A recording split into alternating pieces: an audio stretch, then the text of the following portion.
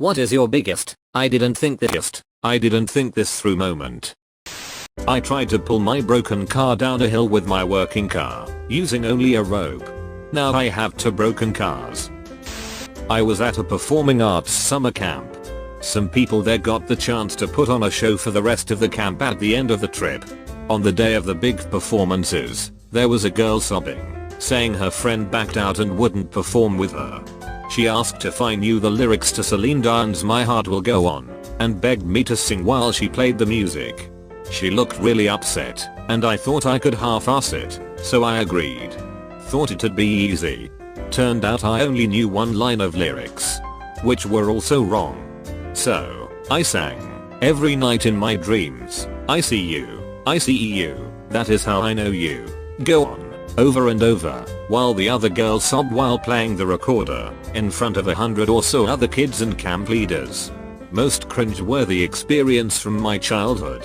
TLDR, lied about knowing Celine Dion lyrics, learned never to lie about knowing Celine Dion lyrics. I put my finger in a fan, but not far enough to hurt it. Just far enough to feel it buzz. Then I thought, I should stick it in further, and before I could stop myself, I broke my pinky. Shot an arrow straight up in the air and lost sight of it. Edit, I survived. It landed about 30 feet away and well planted in the earth. I wish I could say I was 10. I was 22. At the top of a hill I'd only driven, I pointed my Fuji S12s downhill and pedaled hard to build speed to tackle the upcoming ascent. The hill turned as it descended. I crossed the center line, avoided an oncoming car, and then braked hard, but ran out of pavement. I went at nearly full speed into a telephone pole, breaking my back and leaving me permanently paralyzed. I've been in a wheelchair for over 32 years. When I was like 7, I was in a hotel where a clown was performing, and he asked if any children wanted to go to the front and tell a joke to everyone. I volunteered and excitedly went to the front, and realized I had no joke ready, so I just decided to freestyle and said, "What do you call a man telling jokes to people in a hotel in Devon, South England?" Which is where we were at the time. Everyone was just like, "Ha, a clown." But I still didn't know what the hell I was gonna say, so I just said, "A very boring man." Everyone went like, "Ah," and I saw the clown's face drop. I have no idea why I said that. I mean, I was enjoying myself. I just panicked and decided to insult the clown. I was devastated afterwards and apologized to the clown, but the damage was done, and everyone in the hotel avoided me after that. My dad is a physician. He took my brother and I with him on a house call a while back. We'd been visiting family just down the road. The house was enormous. It belonged to the CEO of some company that made pretzels, and she was one of his favorite patients. Anyways, this old woman, the CEO, was all sorts of sick and dying, which is why my dad was making the house call. He goes up to check on her, and my brother and I are left alone in a room with her daughter. We're making small talk, being cordial, talking about the house, etc. She talks a lot about her job, her home, and where she lives, halfway across the country. Continuing with the polite conversation, I ask, "So, what brings you to Florida?" Her face drops, and she responds, "Oh, my mother is dying." I felt like such a shithead. Like, I ducking knew. I knew that's why she was here, and I still asked. I got engaged to somebody I dated for 2 weeks. When I was 19. That I met in AIT, Army job training. We were getting stationed in different places, so we decided to have our LDR. In separate countries. Before Skype. We couldn't wait, so after about 6 months of that, we decided to just get married. So she flew back, we got married, and we applied to have me join her. Then I gave up everything I owned, except 2 duffel bags and a backpack, and hitched a ride on a cargo plane. It was then, and only then, that we both realized that we were thousands of miles from home, married to what might as well be a complete stranger. We knew nearly nothing about each other. Our 12th anniversary was last Sunday. I'm an introvert. Being around people exhausts me. Decided to become a teacher. I'll preface this by saying I was 14.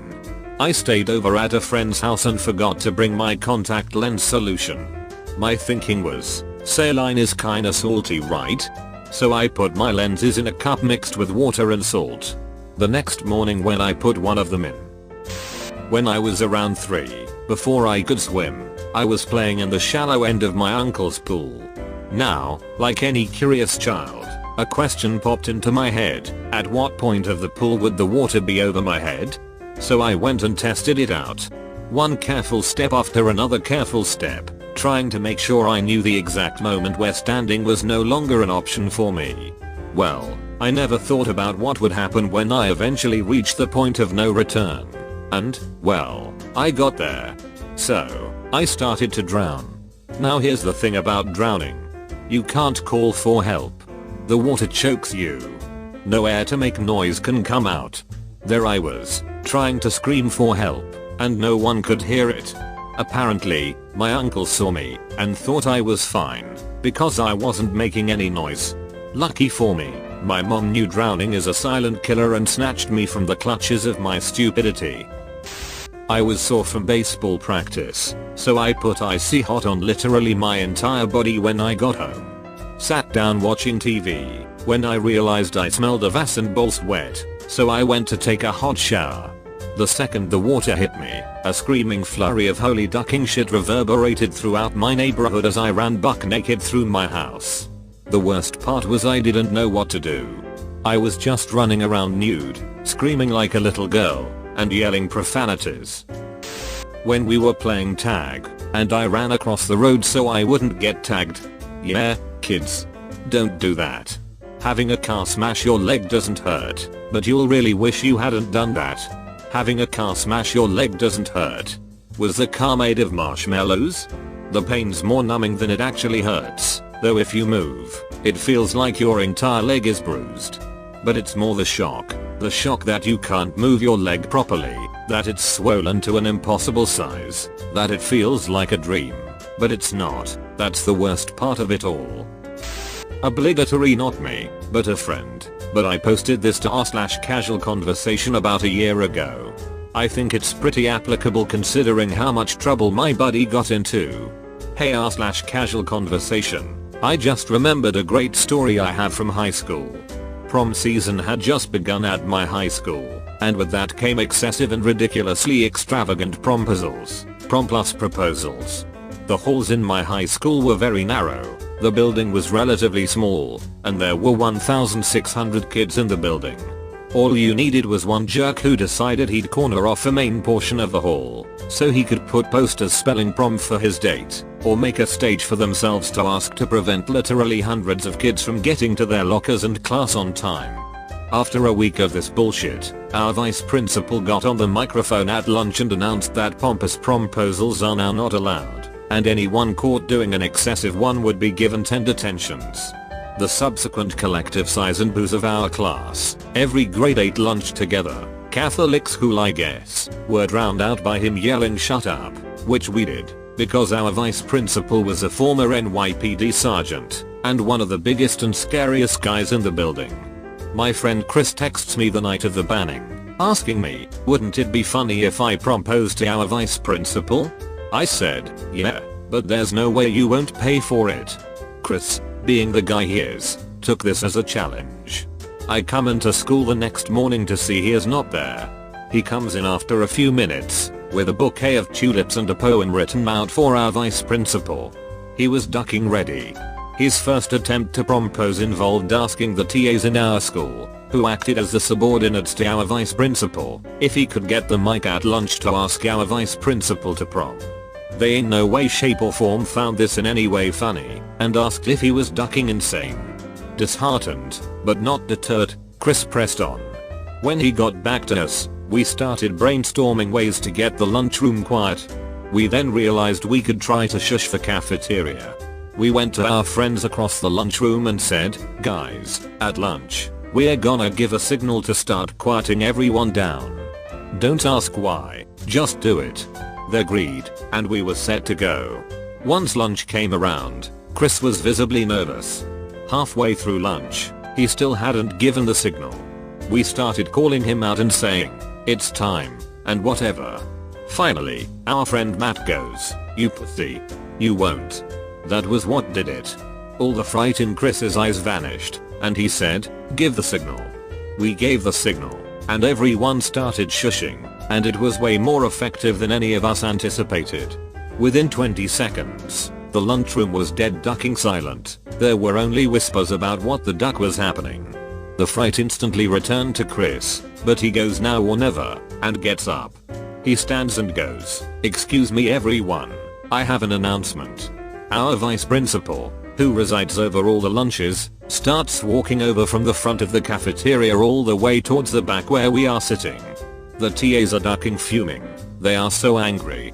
Chris unzips his jacket and pulls out the tulips, and then starts saying this hysterical poem professing his love for our vice principal. With every stanza our vice principal neared him, and with every step, Chris gained confidence, accepting his fate and achieving his destiny. Everyone is ducking dying. The cafeteria was going through a cycle of laughing and shushing, so they can hear the rest of the poem. The moment our vice principal gets to our table, Chris yells, "You're as badass as Jack Bauer. Will you go to prom with me, vice principal's name?"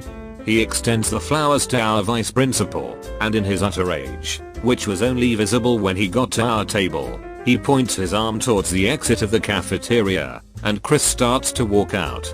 During the 30 seconds it took for Chris to leave the cafeteria and then some, every single person was on their feet giving him a standing ovation, and Chris had the biggest shit-eating grin on his face. He was suspended for a day, prevented from going back to lunch for the rest of our senior year, threatened with promises he will not go to prom, and walk out our graduation ceremony, and immortalized in our high school's history. Lost about $150 in one poker hand, thinking I had a straight.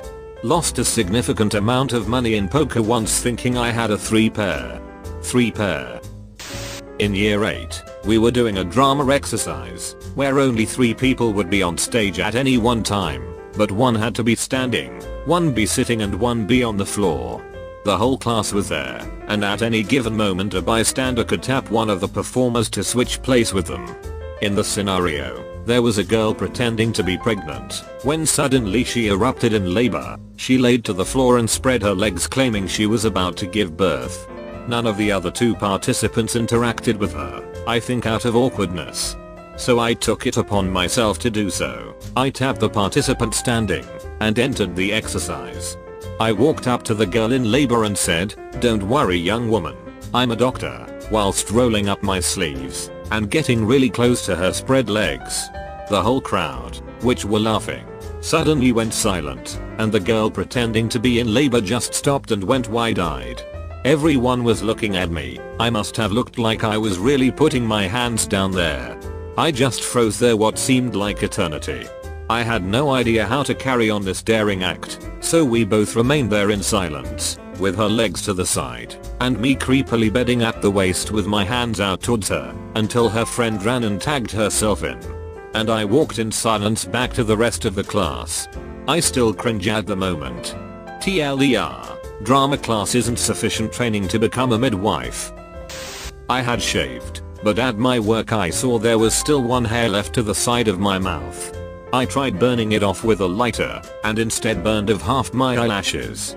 So on one side my eyelashes were half their normal length. My brother and I wanted a night out in town with some old school friends.